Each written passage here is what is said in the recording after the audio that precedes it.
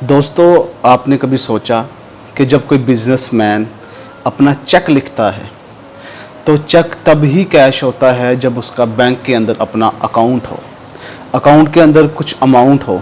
उसका कुछ bank balance हो। उसके बाद जो होता है वो जो बैंक है इस चीज़ का पाबंद है कि जब उसका चेक आए तो वो उसको रकम दे। आप इसको लेके किसी बैंक में जाएंगे और मेरा वहाँ पे खाता है, इतना मेरा वहाँ पे असर रसूख है या मेरा उनके साथ ही मामला है कि आपको इसके इव्ज़ के अंदर पैसे मुतलका दे दिए जाएंगे। लेकिन आप सोचें कि अगर उस बंदे का ना कोई बैंक अकाउंट हो, अगर बैंक अकाउंट हो और उसके अंदर पैसे मौजूद ना हो और वो किसी को चेक दे दे तो वो चेक एक बेकार, फजूल, बेमानी और बेसूद चेक है। और जिसको चेक दिया जा रहा है वो सिवाय ज़िल्लत के लाइनों में खड़े होकर चेक कैश करवाने के लिए बैंकों के धक्के खाएगा, परेशान होगा, लेकिन उसके जो उसकी उम्मीद है उसके मुताबिक उसको उसका अजर या वो अमाउंट या वो पैसे नहीं मिलेंगे। तो इस तरह के चेक की ना कोई अहमियत है, ना कोई वक़्त है जो वो इंसान दे दे जिसके पीछे उसके अंदर जितनी उसने अमाउंट लिखी वो मौजूद ना हो। इसी तरह के चेक हर फर्द हमारे माशरे में दूसरों को देता है। कैसे देता है कि हम कुछ ऐसी बातें कह देते हैं, कुछ ऐसे वादे कर देते हैं, लोगों के साथ कुछ ऐसी उम्मीदें वाबस्ता करवा देते हैं कि वक्त आने पर मैं ये कर दूंगा, मैं ये कर सकता हूँ, जब ज़रूरत पड़ी तब मैं ये कर दूंगा, मैं आपके लिए ये कर सकता हूँ। और वो एक उम्मीद का चेक अपने दिल के अंदर रखता है और जब ऐन वो मौका और वो तकाज़ा आता है, तो वो मौका आता है, वो लम्हा आता है, वो हमें कहता है,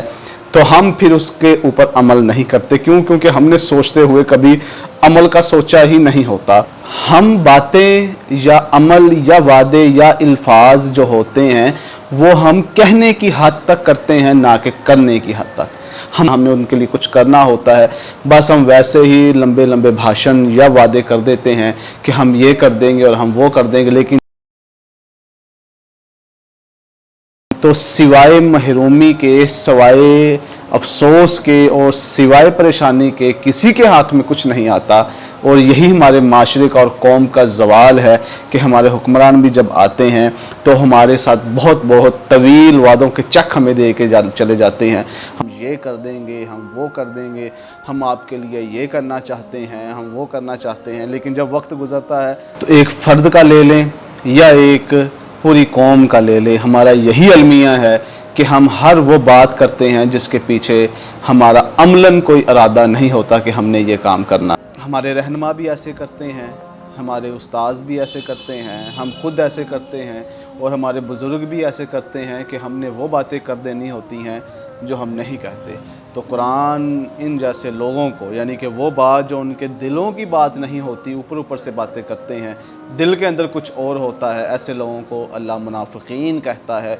और मुनाफिकीन जहन्नम के निचले गड़े में होंगे। तो हमें ये चाहिए कि हम हर इस तरह के मामले से बचने की कोशिश करें